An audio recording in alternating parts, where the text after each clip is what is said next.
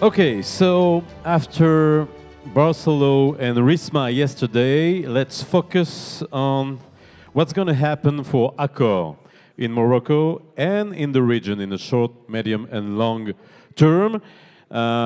Julien Braconnier, Head of Hospitality of Voltaire, will interview Mr. Xavier Grange, Global Chief Development Officer of Accor, and you guys had 20 minutes.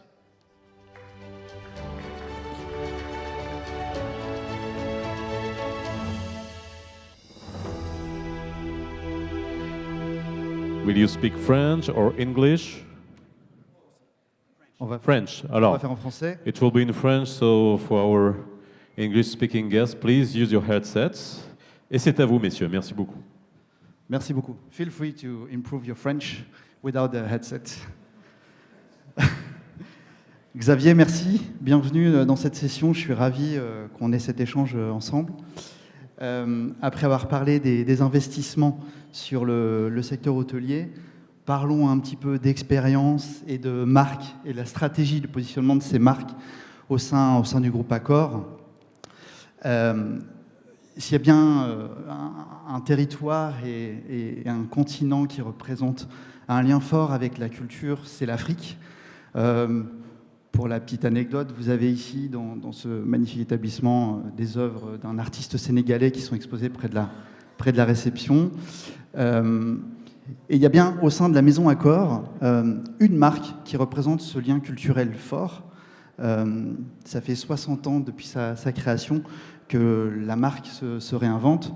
Et c'est bien la marque Sofitel qu'on va aborder pour démarrer cette introduction. C'est une fusion de culture française et locale à l'international. 35 établissements sur l'Europe et sur l'Afrique du Nord. C'est une marque qui représente un dynamisme très fort sur le développement, avec la récente ouverture du Sofitel à Cotonou. Quel positionnement stratégique? Aujourd'hui, il y a à Rabat le Jardin des Roses et le Royal Bay à Agadir. Quel positionnement stratégique et quel dynamisme pour cette marque aujourd'hui avec Sofitel et Sofitel Légende au sein du groupe Accor? Alors tout d'abord, merci Julien pour m'accueillir et je suis très heureux d'être aujourd'hui avec vous. C'est vrai qu'on commence avec cette marque Sofitel, juste pour rappeler un petit peu ce qui s'est passé. Enfin, d'accord, c'est vrai qu'il y a eu un repositionnement, une réorganisation il y a à peu près 18 mois. On a décidé de mettre les enseignes luxe dans un même pôle luxe et lifestyle, et au sein même du pôle luxe et lifestyle, le pôle luxe donc regroupe un certain nombre d'hôtels, dont l'enseigne Sofitel. Ce qui fait que cette organisation permet de se concentrer sur certaines enseignes luxe et finalement de redynamiser le développement de ces enseignes. Alors, quand on parle de Sofitel, moi je vais être complètement transparent avec vous. J'ai commencé ce rôle il y a à peu près 18 mois, en charge de développer cette marque Sofitel à l'international. J'ai découvert beaucoup de pays où la marque était considérée un peu comme une belle endormie. En fait, hein. C'est des hôtels qui ont été développés il y a un certain temps, qui nécessitaient un certain nombre de rénovations, finalement peu de développement ces dernières années. Et c'est l'état, c'est la situation qu'on a trouvée il y a un certain nombre de mois. Avec l'appui de Maud Bailly, donc, qui est CEO de Sofitel, nous avons vraiment redynamisé ce développement-là. Nous sommes allés partout. C'était très touchant d'aller visiter les hôtels où on parle au personnel, on échange avec eux, et qui échangeaient avec moi ce besoin pour eux que la marque se développe. Et c'est quelque chose qui m'a vraiment touché, notamment un voyage en Égypte où le personnel on a besoin que la marque se développe, on a besoin de faire vivre Sofitel. Nous sommes fiers de Sofitel. Donc c'est ce que l'on a fait avec Maud Bailly. Un travail très important a été fait l'année dernière, avec un résultat cette année qui est vraiment incroyable, puisqu'on a déjà signé 4000 chambres Sofitel dans le monde. On va en signer 4700 d'ici la fin d'année. C'est un record. Jamais on a signé autant de chambres Sofitel à l'international. Je prends quelques exemples. Égypte, peu de développement ces dernières années, un Sofitel Légende, un Sofitel, l'Inde, un hôtel en 10 ans. On a signé 3 nouveaux Sofitel en Inde. Asie du Sud-Est, Vietnam, pas de développement 7-8 ans. On en a signé déjà 2, on va en signer un 3e avant la fin d'année. Et en Europe, qui est là où l'enseigne est née, avec finalement peu de développement. Et cette année, un Sofitel Légende à Prague et un Sofitel qui arrive au Portugal. Donc, redynamisation complète de cette enseigne que j'adore, qui est intéressante, puisque Sofitel, ce n'est pas une enseigne standardisée. Sofitel, c'est une enseigne qui s'adapte à son environnement. Et c'est vraiment la volonté de Maud Bailly, ce cultural link, ce lien avec la communauté locale, avec les ambiances locales. Et c'est toute la subtilité, c'est-à-dire on parle de cette enseigne française, mais c'est un zeste de France. Et ce que l'on veut, la c'est French touch. C'est la French touch, mais pas trop, et pas le côté arrogant, peut-être français. C'est juste la petite pointe de France, mais avant tout un hôtel qui s'intègre dans son environnement.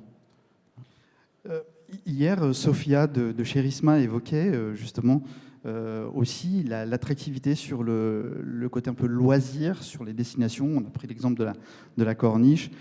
Et je pense qu'il y a quelque chose d'intéressant à retenir, c'est que dans le redynamisme, enfin dans le renouveau, le repositionnement de Sofitel et l'arrivée de ces marques un peu lifestyle, le F&B a aussi eu un rôle important au sein de la marque. Peut-être quelques mots à ce sujet qui est important, parce qu'on a tendance à oublier que le F&B prend sur certains marchés 50 voire 60% du turnover sur un actif. Et chez Sofitel, il y a eu une vraie réflexion à porter sur le positionnement du F&B au sein de la marque. Oui, et pas que sur Sofitel, et dans la division de Maud Bailly, la maison qui comporte donc Sofitel M Gallery, emblème Sofitel Legend, donc on a eu une réflexion poussée sur le F&B, mais pas que. Et je dois dire, quand on regarde l'historique d'Accor, ce qui était très intéressant, c'est notamment la création de cette division lifestyle, avec ces enseignes qui sont très dynamiques, et notamment avec des concepts très très forts au niveau F&B, avec une quarantaine de concepts très différents implantés partout dans le monde.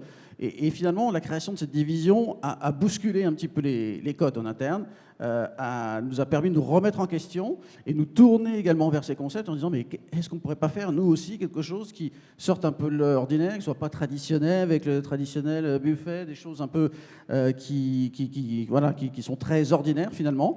C'est la raison pour laquelle on s'appuie notamment sur la plateforme Denismore, donc cette division lifestyle d'accord, qui vient nous aider à créer des concepts au sein de nos hôtels. Nous avons aussi nos propres équipes chez Sofitel, mais nous prenons des concepts, nous travaillons également avec les enseignes lifestyle qui viennent de créer ces concepts-là. Donc vous pouvez avoir un Sofitel, et contrairement peut-être parfois à l'image qu'on peut avoir de restauration classique, aujourd'hui on crée des Sofitel avec différents points de vente, différents restaurants, dont certains lifestyle, d'autres plus classiques. Voilà, on va chercher de l'innovation au sein de ces établissements. Innovation et aussi de la diversité pour les investisseurs. Dans les marques du groupe, il y a effectivement des marques de luxe assez importantes.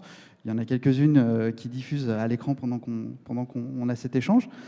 Fairmont, Raffles, Orient Express. C'est des segments qui sont également bien représentés au Maroc avec le Fairmont à Marrakech et Taghazout. Quelle est la stratégie pour toutes ces marques de luxe aujourd'hui sur le Maroc, mais aussi au sens plus large à l'international? Alors, nous sommes déjà bien implantés sur beaucoup de ces marques. Maintenant, vous l'avez dit tout à l'heure, sur la partie resort, on a besoin d'accélérer. Sur la partie resort, nous avons besoin d'avoir plus d'hôtels loisirs. C'est une vraie stratégie du groupe. C'est vrai que dans le passé, on était plus axé centre-ville, aéroport, zone business. Aujourd'hui, on doit être dans les destinations loisirs où on se rend compte, on atteint des niveaux de prix moyen de RevPAR qui sont très importants. Alors sur l'ensemble de ces marques, si on fait un petit bilan rapide, Fairmont est déjà bien implanté. Je pense qu'il y a encore des destinations où on aurait besoin d'être présent, comme Casa bien sûr. Raffles est une vraie, fait partie vraiment de notre stratégie en termes de développement. Un certain nombre de villes comme Rabat ou Marrakech, bien sûr, on aimerait pouvoir développer un Raffles. C'est une enseigne qui est fantastique, avec cet hôtel iconique à Singapour. Et voilà, on a un certain nombre de projets qu'on espère réaliser très prochainement. Bien sûr, c'est d'enseigner Orient Express. Orient Express, plus qu'un hôtel, c'est une expérience avec les trains, les bateaux, les 2 premiers hôtels qui vont ouvrir dans les prochains mois à Rome et à Venise. Au niveau stratégique, un Orient Express à Marrakech, effectivement, serait quelque chose d'incroyable pour la marque. Et puis au-delà de toutes ces marques fortes qui sont très présentes avec de beaux établissements, on a aussi les enseignes de collection. qui aujourd'hui sont importantes pour nous, donc avec M Gallery et puis Emblems qui vient d'être créé, que nous avons lancé il y a quelques mois. Nous croyons vraiment en ces enseignes de collection. Si vous regardez le nombre de contrats signés dans le monde par les chaînes hôtelières depuis les 3-4 dernières années, on est entre près de 35% des contrats signés qui sont signés avec des enseignes de collection. Alors pourquoi ? Parce qu'il y a une demande des clients d'avoir une expérience, de ne plus aller forcément dans les hôtels standardisés. On veut vivre une expérience au sein des hôtels et pas aller dans un hôtel qui est standardisé. Donc demande des clients et demande des propriétaires également, des investisseurs qui veulent s'impliquer de plus en plus dans la décoration, dans l'histoire, dans leur établissement. C'est plus seulement comme avant, on donne les clés, la chaîne hôtelière arrive avec ses services techniques et puis on impose la couleur de la moquette. Ça, c'est un petit peu terminé. On est passé à autre chose et voilà. C'est une partie du développement qui est très importante, que nous voulons accélérer, notamment sur le Maroc. Nous sommes très présents avec Sofitel, très présents avec Fairmont. Le potentiel pour nous, il est vraiment sur les enseignes de collection, sur la marque M Gallery, 120 hôtels, presque 5 ans dans le pipeline, et puis Emblems, avec laquelle on a réalisé des signatures dans des endroits exceptionnels, avec des prix moyens de projection de plus de 1 000 € de prix moyen. Donc voilà. Il y a de la place, hein, c'est une belle transition. C'est vrai que c'est aussi, on a parlé d'M Gallery, c'est une marque qui rassure les investisseurs parce qu'il y a un développement franchise qui est très, très important et qui permet de conserver une signature architecturale et une identité forte pour le propriétaire de l'actif. Moi, quand je regardais les performances et un peu les statistiques, M Gallery, c'est 50% du marché sur l'Europe et en Afrique, avec 67 hôtels et 18 ans d'ouverture. Aujourd'hui, cette marque-là, c'est la plus grande campagne de marque pour le groupe Accor, avec plus de 400 récompenses.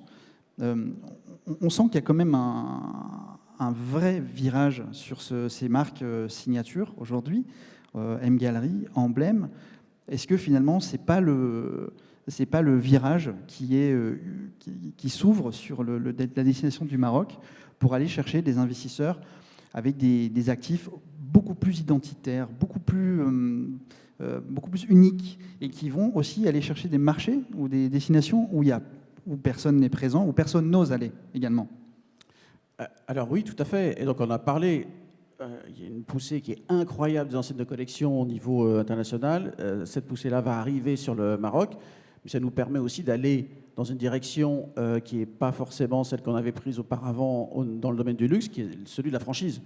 Il faut savoir qu'au niveau international, 80% des enseignes de collection au niveau international sont signées avec un contrat de franchise et 20% sur la gestion. Donc le business model principal des enseignes de collection, c'est la franchise. Franchise avec un propriétaire en direct, franchise avec ce qu'on appelle white label operator, des sociétés qui sont aujourd'hui vraiment structurées, qui sont très professionnelles, qui gèrent ces établissements.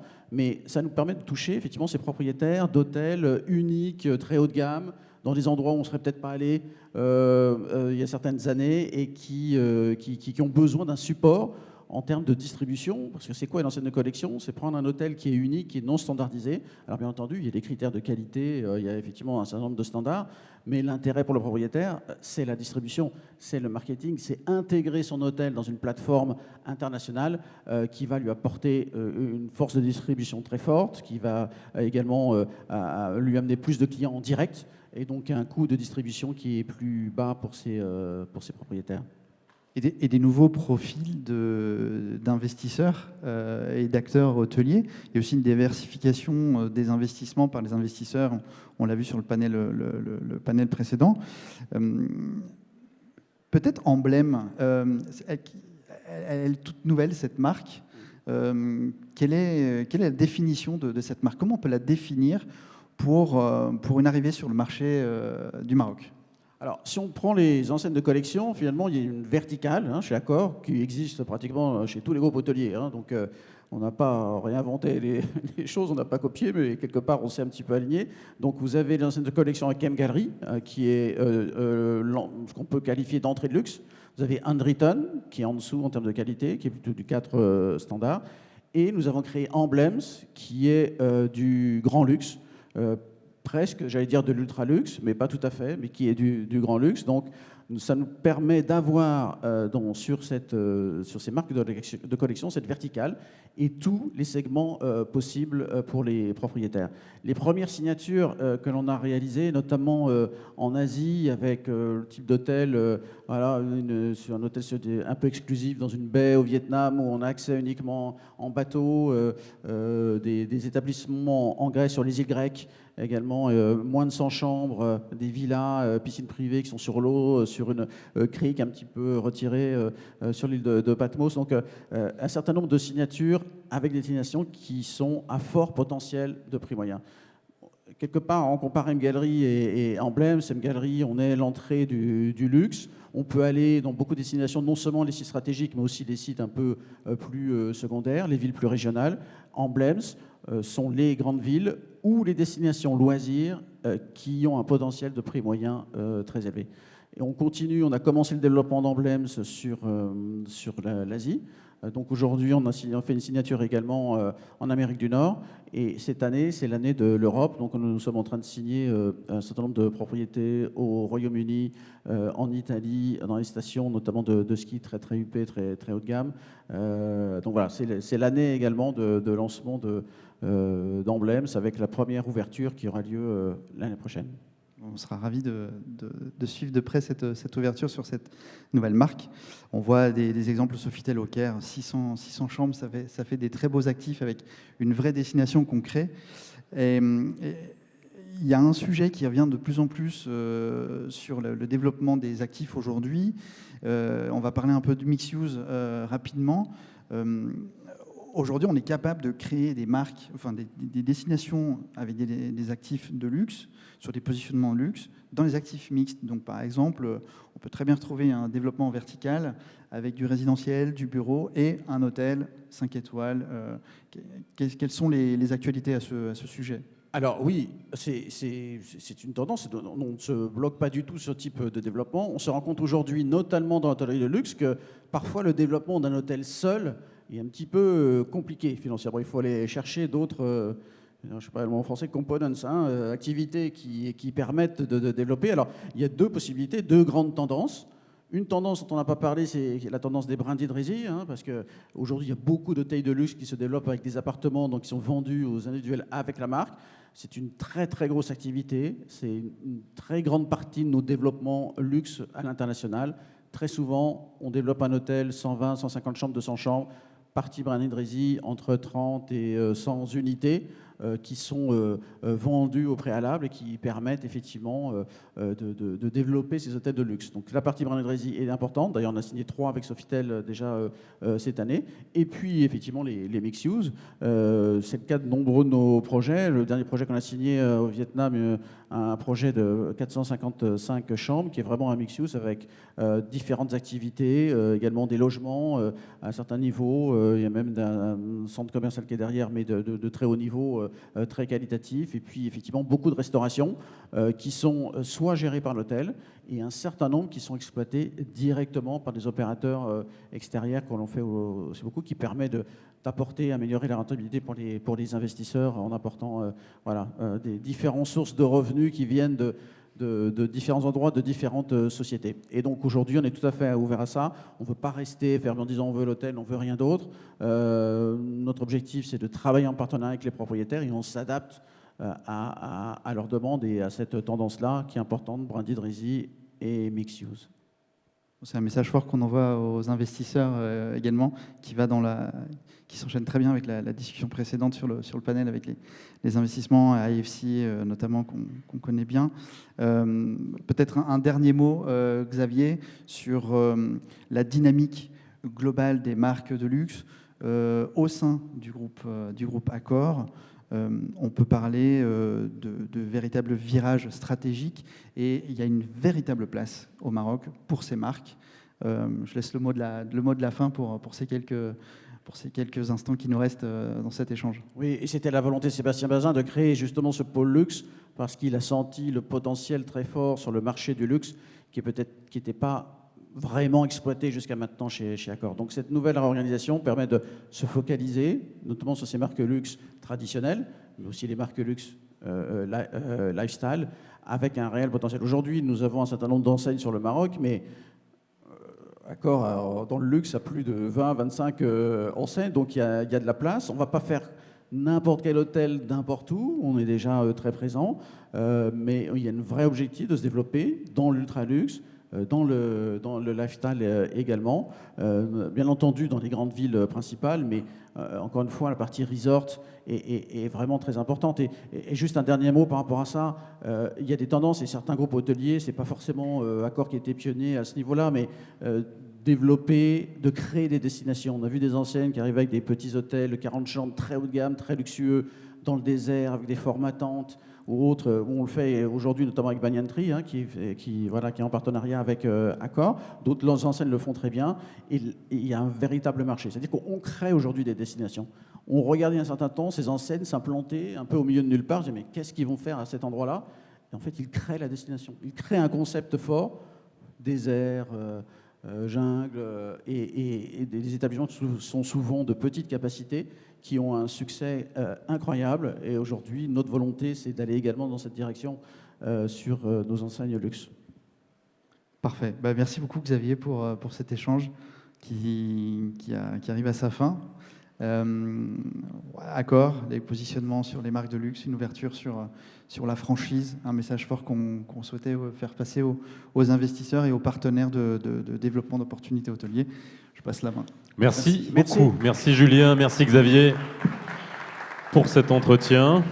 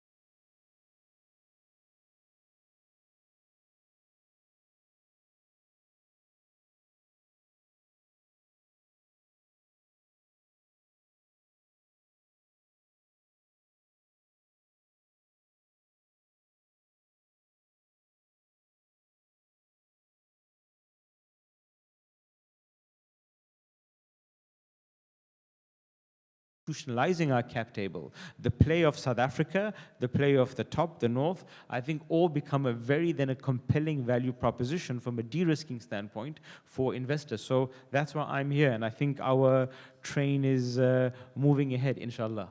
Look, it looks like you're really excited about the market. Looks like you're coming, and you're also known to have taken bold moves, right? You brought Hyatt to South Africa in the middle of COVID, opening your hotels there, in the middle of the pandemic.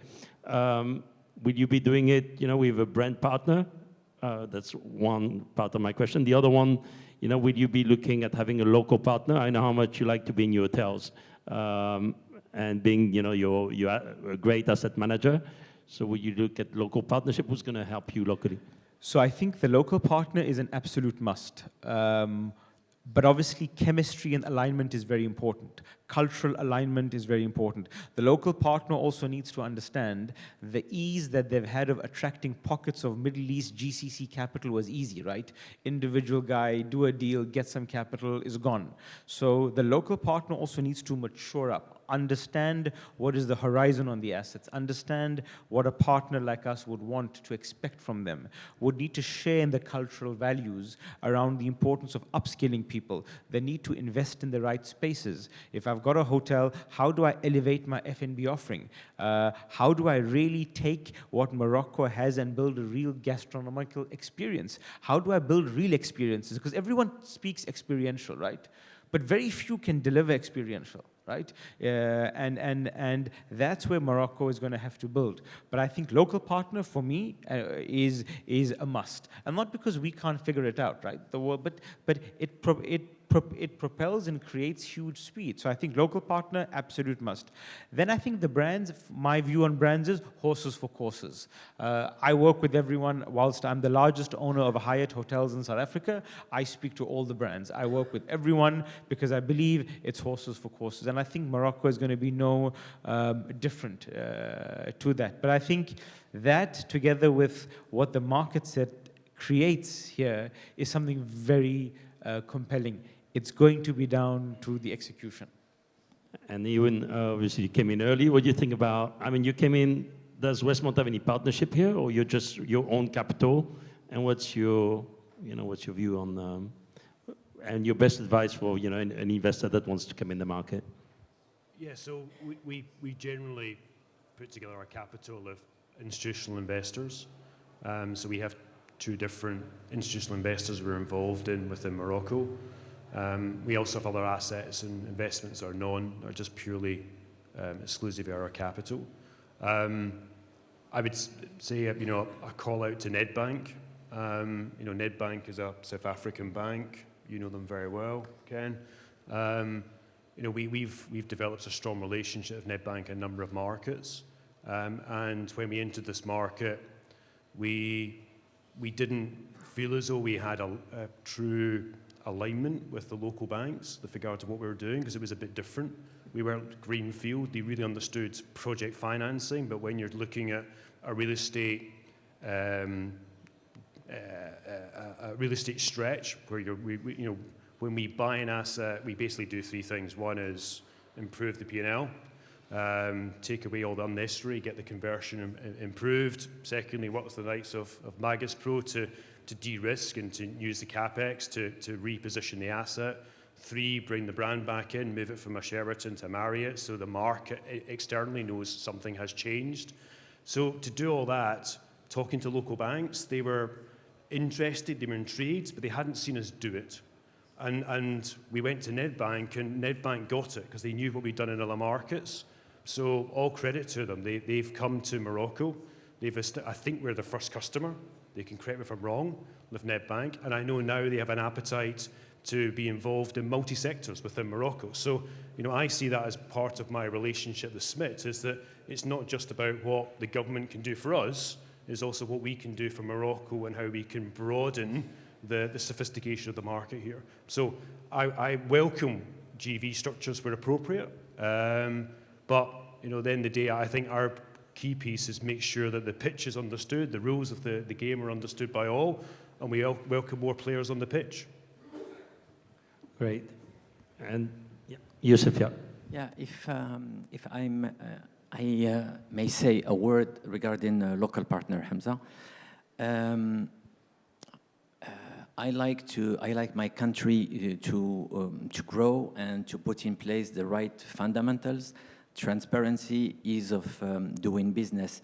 In sort of foreign investor can come here without necessarily needing a local partner. So finding a partner where synergies are, where completing each other, yes. But I'd like, with all the initiatives that the government are putting in place are the result, the objective is to put in place a complete, transparent, and easy framework for investors to come in with any partner they might have a synergy with, and then complete and deliver their project. And then you have all the ecosystem of the right people, the right consultants, contractors, management firms, while operating the hotel that can assist you. But again, please find the right partner, not necessarily just because he's a local one.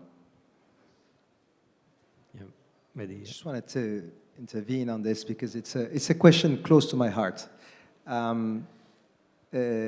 We discussed a few interesting topics here.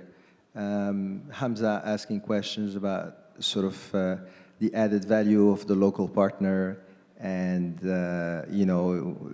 making the statement about the time of going to the GCC, finding an investor, a sleeping investor, is over. I think you're going to still see that a little bit. I think that trend. GCC is very close to Morocco. We're going to still see that. And, but we are also going to see family offices like ours getting professionalized. We did the transition from a local management, even with a tour operator, to professional brands, to transitioning into the premium all-inclusive segment. And we learned a lot from these brands. It's a transfer of knowledge.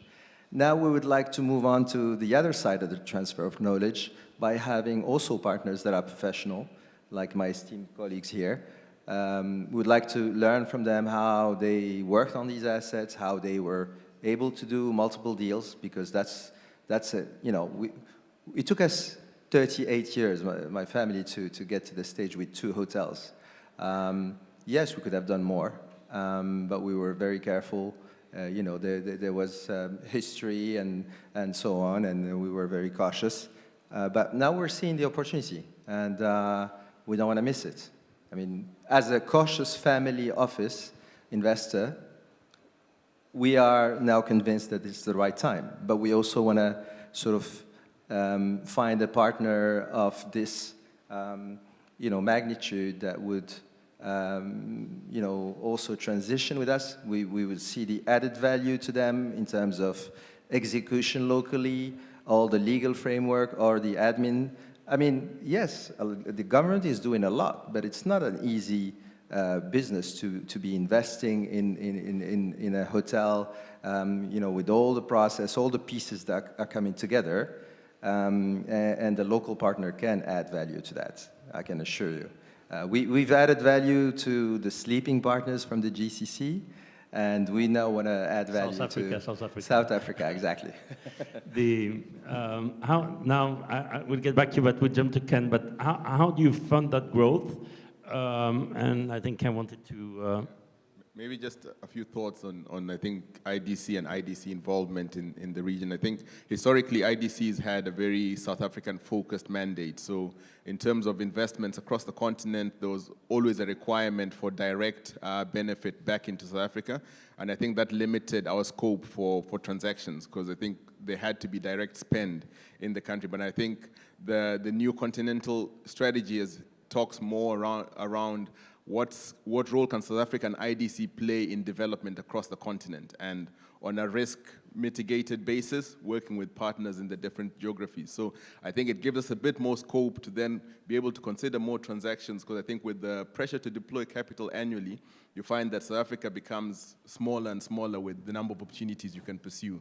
So I think this definitely gives you an opportunity to look at other markets where you can potentially deploy some of that capital. Does that mean that you'd be backing Hamza's investments in Morocco? Probably, right? Yeah. I think very open to, It's your financing, Hamza. Hamza, you're the lucky man. You found exactly, the lucky three man partners today. on one panel. Lucky, all the financiers they're speaking of, we sort of know of and speak of. Nedbank is a very large funder in our South African cap table and business, so we're very familiar. We haven't worked with them, but we know of them, we know the thesis, we know the partner, and I think they know of us. So I'm sure those existing track records make it very easy. But that's what my story was 4 years ago. Just to what Mehdi was saying, I was a trophy owner. I had one asset, one Hilton, built it, didn't know what I was doing. Really, my thesis grew 15 years later in the middle of COVID, right? Because that's when I said, I'm going to be in this business, I'm going to build scale. And I think, that's where the Propel journey is. So a lot of similarities with what sort of Mehdi is saying, and I see that's where the opportunity set lies to collaborate and build it onto a platform. But again, it's going to be about execution. The talk is easy. It's going to be about the execution. Just one point, I think you raised two very important points for an FDI. Foreign exchange. And I think, the currency has been pretty stable and pegged to essentially 80% euros and 20. No one knows exactly, but when you track it and do your statistic regressions, it's pretty much linked to that basket. Yes, you have the inflation risk, but we've seen from the slides of GLL that we're having one of the highest ADR growths. We have to be careful about that as well. It's a positive because that's when you're starting to see profitability. And I think someone raised that question. I'm very happy to say that properties can be very profitable in Morocco. Otherwise, these gentlemen wouldn't be around here. I know Ewan also creates his return by solving some other issues in distressed land and so on.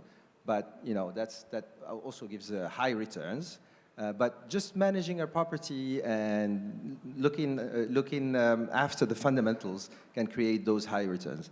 And last point on the investment, it's pretty clear, I think, to everyone that every dollar you invest, you're entitled to return your money back, you're entitled to return your dividends, and you're entitled to return the profits on the business once you sell it. So the framework is pretty friendly on that front as well. Sorry, I want to go a bit over time on another question for you, Mehdi. You have an interesting Time's up.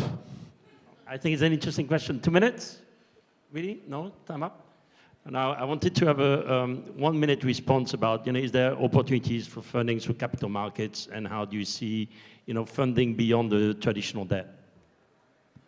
It's a very interesting question. I think we're all looking forward to seeing Le Fonds Mohamed VI and all the funds selected up and running.